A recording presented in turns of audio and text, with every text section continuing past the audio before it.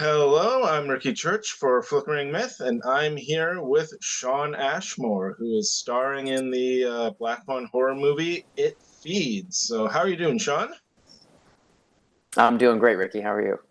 I'm good. I'm good. So, thank you for sitting down with me.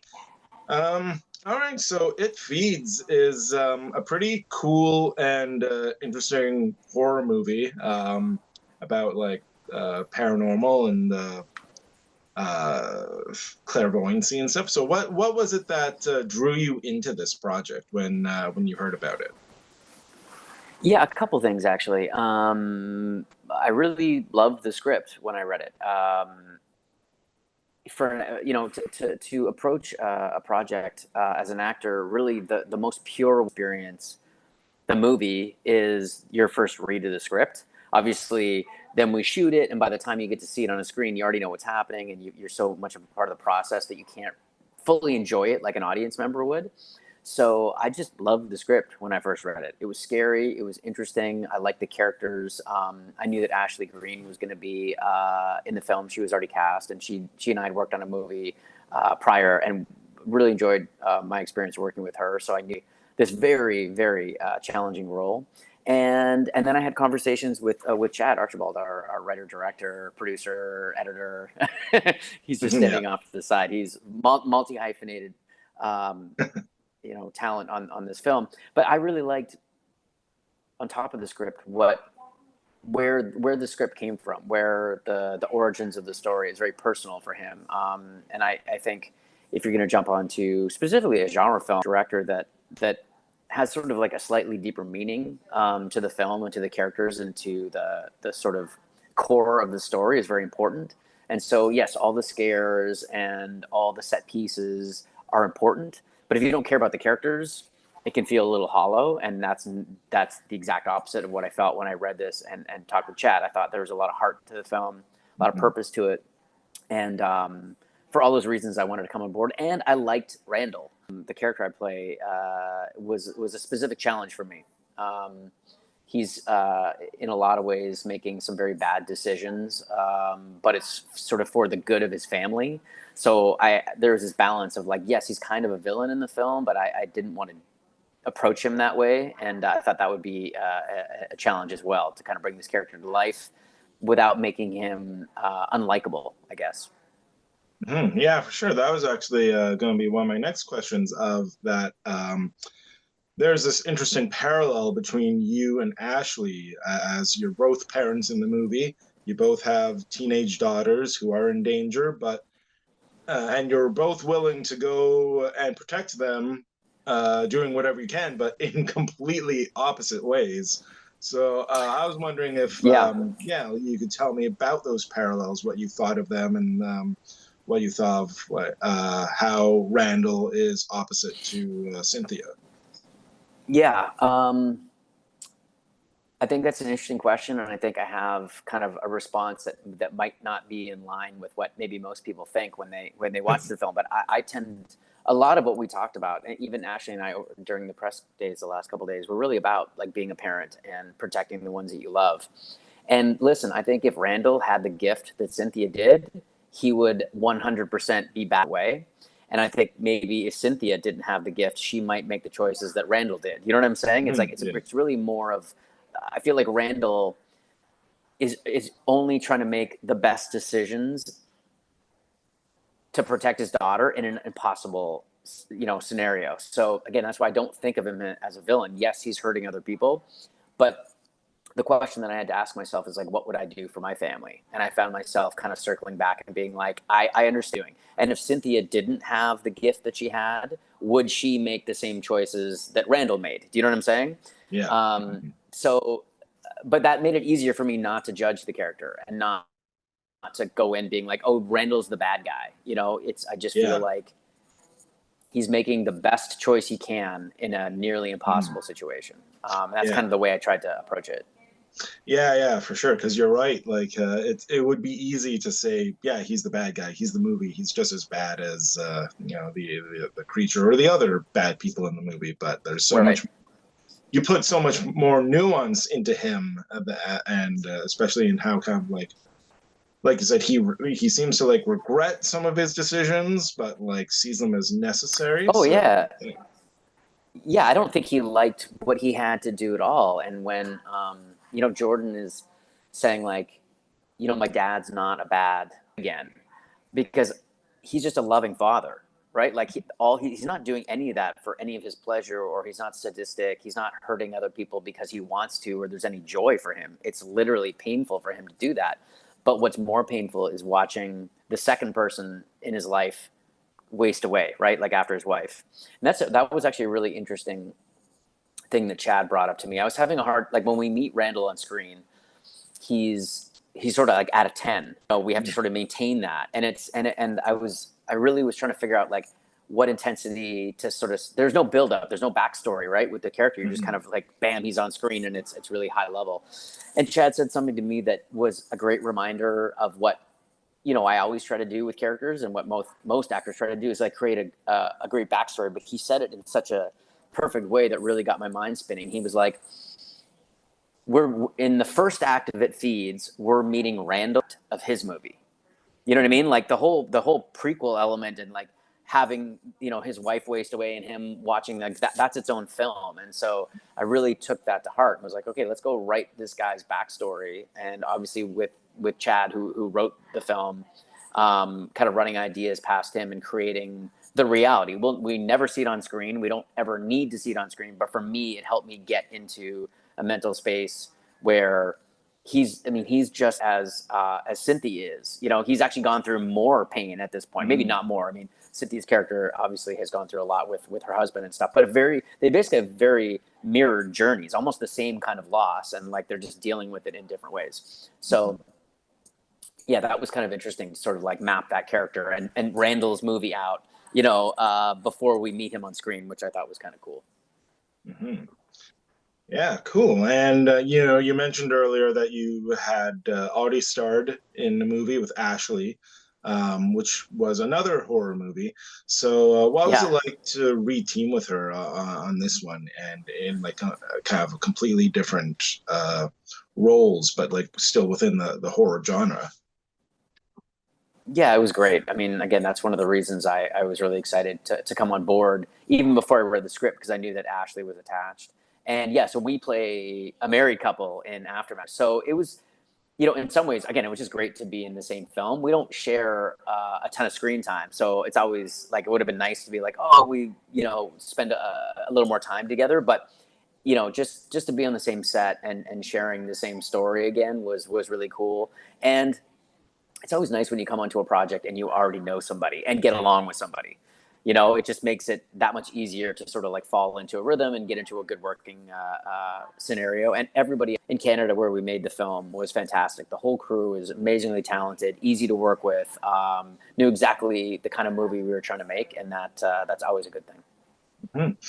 And yeah, you say that you don't have a lot of screen time with Ashley in this one, but the scenes that you do share are some of the most like visually compelling of the movie, because that's when like she does Yeah, her thing, and you go into like her dream space, or whatever you call it. And right. so yeah, I was just wondering what you can tell me about filming those scenes and then seeing them on screen with like the different visuals, how they're presented, and like really press the viewer in on yours and Ashley's performances.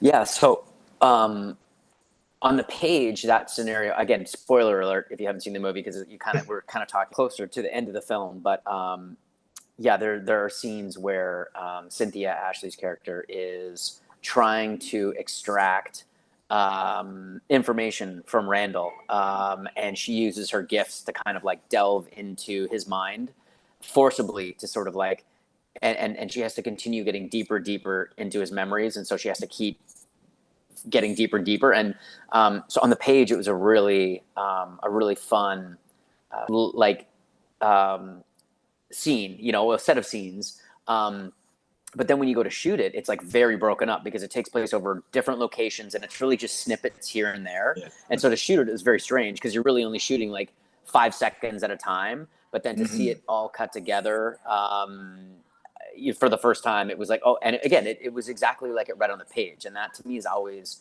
the sign of a great director, is that if you can translate and have it feel nearly identical to what you read on the page, like, to me, that's a great success. And sometimes morph and change, and beats are not there or lines change or whatever. But I mean, the core essence, if it remains the same, I really view that as a success. And to me, that whole sequence felt exactly like it did when I read it on the page. So yeah, very, very cool. And yeah, it's Cynthia breaking down Randall's mind and going kind of deeper and deeper. It's a really cool sequence. Cool. Awesome. And we touched a little bit about the two daughters in the movie played by Ellie and Shailene. Um, Yeah, and you had a lot of scenes with both of them. So what can you tell yeah. me about what your days were like working with them, and kind of guiding these two young actors in this movie? Mm. I mean, I didn't know guiding. They were both insanely talented, uh, professional, prepared, and it was easy. Although the work was challenging, those were easy days because they were both so good. And I really mean that. I mean, the performances I think in this film are a real standout. I mean, the film has a great story and a great visual sense, and I thought the sound design and the music and everything was fantastic. But I really feel like the performances by a predominantly female, thinking about it, some just incredible performances, both really from Ashley and Ellie and Shailene and Juno as the kind of like really fun, slightly quirky character that pops in to sort of like Yeah. lighten things up when we really need it. Mhm. Um, yeah. So, but working with those two actors specifically was very, very easy. They knew exactly what they wanted to do. They were making strong choices, and I think that really pays off when you watch the film. Cool. And yeah, because the two of them were great, and like whether they were acting alongside you or Ashley, like I was particularly drawn into their stuff, what they were doing, and it Yeah. was Well, great. I really noticed last night seeing it in the theater with an audience. The scene that hooked me really is Ellie and Shailene, when after Shailene comes in for that first moment, immediately like, Yeah. what is going on with this girl? I mean, she's so desperate and raw and scared. But you know that scene where they're sitting in the living room together before the entity shows itself, I thought was a Mhm. particularly strong scene, and more so even than when I watched it at home. I screened it before we started doing press just so I could know what I was talking about. Yeah. But to see it last night with an audience in the dark, like that scene really, really was effective. But there's nothing scary on screen until there is. But that whole Mhm. scene works just based on the tension that the camera work, the music, and those performances create, and that really is the scene that hooked me again after I've already seen the film. Mhm. Yeah, and you just touched on something that's like very almost like specific to the horror genre, and that's seeing it with a large crowd. Because like it's You different have with to, like action movies or superhero yeah. movies. Like everybody is like you can feel the tension in a horror movie. Mm, So and you're no stranger to horror either after working on like Aftermath or a show like The Following. So what yeah. is it you think that draws like you or the audience to like come back and get scared To shitless over and over again? Yeah, I mean, I think that we as humans enjoy being scared environment. And that's what a horror film does. That's what a roller coaster does. That's what, all these thrill rides. It's like you want to feel the adrenaline, you want to push your limits emotionally, or even like from a physical standpoint, you want the adrenaline to pump, but you don't want to feel like you're actually in danger. And that Mhm. to me is like the most fun. And yeah, sitting in an audience, I feel like no matter any movie, whether it's a romantic comedy or an action film or a horror film, is better to see with a like-minded group of people in a theater, no matter what. Still my preferred way to watch any kind of movie, but specifically a genre movie, because you're riding the energy of the crowd. When there's a big jump scare and everyone screams, and then there's one person in the crowd that then laughs, and it's that tension breaker. It's like, and to experience that with other people is always a blast. But yeah, I think we like being scared because we know that we're safe. We don't actually want to feel that way, Yeah. but we want to experience that get as close as we can to the edge, safe. Yeah, for sure. Cool. And on that note too, like, what's your favorite horror movie? Like, do you have one in particular that Yeah. you like go to or sticks out in your mind? Yeah, I mean, I've probably been in 10 horror films myself, so I'm Hmm. drawn to the genre. Um, but I like sort of more, or some of the classic ones. I mean, I think Rosemary's Baby films. I love The Shining. I love The Exorcist. We were talking about, we were going through like a list of horror films today. Psycho was probably the first film that I saw that actually scared me. I saw that when I was like 9 at a sleepover, and it just, wormed its way into my head and kind of warped me a little bit. And then I think maybe I've always enjoyed being sort of uncomfortable and scared with the kind of entertainment that I like. Um, I also really liked. I mean, I loved the Blair Witch Project, and that came out, and it scared the crap out of me. And I know some people are like, "Oh, what? It's just people running around the forest," but it wormed its way into my head and genuinely scared me. So I love to go see, a scary film. And that's just, a selection of films. But I watch a lot of horror films. I'm actually trying to develop a horror film with my Oh, best friend right now, um, cool. and we watch a lot of genre films together. That's kind of what we do.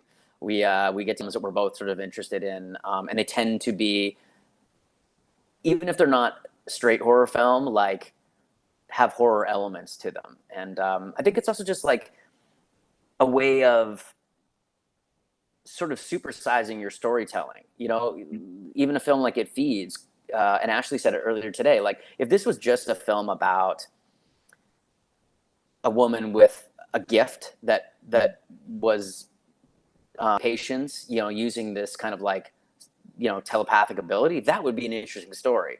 But then you drop this sort of like threat, on top of that, and it takes it to the next level. And then you can explore bigger emotions, bigger fear, bigger relief, bigger joy, bigger, all those things. And so I think that's what genre films do. I think that's what horror films do is allow our characters to experience bigger range of emotions. And I think that's also why, as an actor, explore much bigger kind of emotional swings, which is fun. It's also really challenging. So yeah, I think that's kind of what, as an actor, I get out of it. Okay, great. Well, thank you very much for speaking with me, and I loved It Feeds, and yeah, Thank you. I hope a lot of people will as well, because yeah, you guys were great in it. Yeah, thank you so much. Yeah, so far so good. We've gotten really great reactions, and to sit with an audience was really, really fun, really rewarding. Cool. All right, Cool. well, thank you again, Sean. So take care. Thanks, man. Appreciate it. Hello, I'm Ricky Church for Flickering Myth, and I'm here with Ashley Greene for It Feeds. How are you doing, Ashley? Hi, I'm doing fantastic. How are you? I'm good. So, yeah, what was it that drew you to It Feeds when you read the script, when you saw this like paranormal clairvoyancy horror movie? Yeah, I think what initially grabbed me was the fact that I was so interested in the original premise and storyline before we get to anything that is supernatural or before we get to kind of the horror aspect of the film. That the setup alone of this psychiatrist who is a clairvoyant who uses telepathy to go into these patients' minds to help unlock whatever trauma they are kind of holding on to or that they've kind of blacked out and being able to enter into the worlds and be in their mind, I thought was so fascinating and interesting from the jump, and the relationship that Jordan and Cynthia have, who I felt was really grounded and really well kind of fully developed in a sense. And so that I loved and connected with immediately. And then you kind of threw in this supernatural element and this entity that kind of feeds on your fear and your trauma. And I thought this is a really fascinating story. And I think people are going to have a lot to grab onto and a lot to hold on to. And as the story unraveled, I was like, oh, this is going to be terrifying. Like, I can see this kind of happening in my head. And then, there was just so many people who are such big fans of Chad. And now I fully understand why, with his ability of what he's able to do with an independent horror film and what he's able to create is, it's really astounding. Like I saw the movie and was just like, oh my God, this turned out better than I could have expected. So all of those things kind of mixed together. I thought this could be a really fun adventure. And Cynthia's got a really wonderful arc in it too. I think, she's a really intelligent, strong character who's grappling with her past traumas, and you kind of get to see her be incredibly resistant and then have to go kind of a complete 180 in order to keep her child safe is a really nice arc for an actor to go through. Mm-hmm.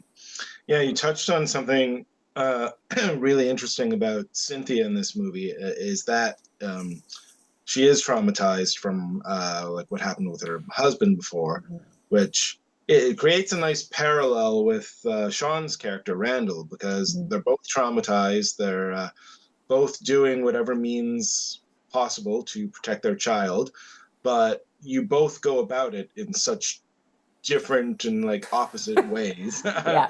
I was wondering if you can tell me about those parallels yourself, like what you kind of found playing Cynthia and in the scenes opposite with Shawn. Yeah, I mean, what he and I talked about too is that, like, at the end of the day, we would both do anything for our children. He is kind of put in this impossible situation where, I don't think Cynthia ever sits there and goes, oh, I can understand why he's doing what he's doing. I'm sure if they sat down and had a conversation, she would better understand. But at the end of the day, we're both just trying to protect our family. He goes about it just in a much more kind of deviant way. But I kind of loved those parallels. And I also loved them because he and I, it's not the first time that we've worked together. And so in our past film, yeah, you mentioned that too. Very different relationship. And now to kind of go head to head was a really fun thing to be able to do.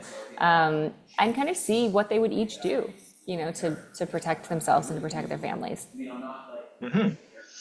And well, yeah, like you said, this isn't the first time you've worked with Shawn. You worked on Aftermath together, which is a very, like you said, also very different roles for you both. Yeah. And it's funny because you don't have as much screen time in this movie together as you did in Aftermath, but I found the scenes that you did have are really visually compelling when you go into his mind and like the camera, like, kind of like focuses fully on you and stuff like that, does all these neat visual tricks. So I was wondering what your thoughts are, like seeing the movie on the big screen and like seeing all those visuals, what Chad did and in the editing, like what were your thoughts then? Oh, I'd love to see it. It's always, people ask us how scared we were while we were filming, and I said, well, a lot of it's, you're behind the curtain, you're behind the scenes, and it's all, move 1 inch this way and let us light this way, and we're going to try and move you backwards on this chair, and what you end up seeing in the film is just so completely different. And it was kind of everything that you or I hoped would work. Like, you hope that all of these things work, and I think it came together really beautifully to be able to achieve what you're seeing on screen. Also really cool to see, when you're in the moment, you're filming out of order and you're hoping that like the choices you make for the character are going to play and are going to work. And so it was really fun to see this kind of roller coaster that my character goes throughout the course of the film, and how you start with this kind of resistance and past trauma and fear, and then you get to see kind of this breaking point and then the strength that comes through it. Mm-hmm. Cool. And talking about like that aspect of it too, you got to do some really cool things in this movie because there's some really like creative sets. You wear some really cool costumes when you go into the dream space. What was that like to wear these like funky costumes? Like the first scene in the movie really grabbed me when you're like in that like The almost like blue. priestess outfit and Yeah. it's a school, and then later on, like in the climax, like those are some really cool costumes and sets and visuals. Yeah, and what, when Chad and I spoke about this, what he wanted to create, I believe, is what whoever's mind I was in, it was their version of how they saw me. And so that's how we tailored her wardrobe too. And Maddie, who did the wardrobe on it, was literally sitting there. I mean, it was chaos and craziness because this wasn't it was a lower budget movie and we had to shoot really quickly. And so Maddie's like on set, like sewing things together. And like the last outfit you see was like very much something that she like created and put together. And we're having to like sew on. And so it's just funny to like know like the madness behind the scenes, but then you see it on screen and I think it works so effortlessly and so wonderfully. But that black costume I want for Halloween. Like I saw it on screen and was like, oh my God, it's so, and with the set that they built around it, mind you that it was the same thing with the set. Like we were still building that the day that we shot it. Like it was just kind of bonkers. And so it's really awesome to see all those pieces come together and see it work. And then I think that alongside like the sound design on it really was impactful. Yeah, for sure. The sound was really cool. Like the creature sounds too. Like it's in your head, it's different than you'd see it on screen. So like like what'd you think of like how the creature moved on screen as opposed to like seeing them on set? Like what was that like? That part of it, like I got to see the way that Brooklyn moved and like the way she like stands up at the end is so creepy. And so like, luckily, that is what I got to see on set as well. And so it definitely fed into my performance and my reaction. But then seeing all that with like the lighting and the sound, it just is so much more impactful. Like we saw it in theaters last night for the first time and I had watched it previously on my couch. And it's such like everyone should go see this in theaters because it's such a different experience. Yeah, I'm super hyped on it. I think it turned out so cool. And obviously, you worked a lot with Ellie, who plays your daughter Jordan in the movie. Yeah. What was it like with her, with like working so closely with like such a young actor and building that mother-daughter relationship? It was great. I was really, really pleased to see the chemistry that we had on screen. Because initially there was a little we kind of go, oh, like, is this a big enough age gap and does this work? But I think it completely did, and I think there was the part of that is the chemistry that we had on set. That the feedback, at least that we've gotten, is that it feels very, very real. And she's such a talented young actress, and it's always really lovely to see someone who has that much of a grip on their craft already that young.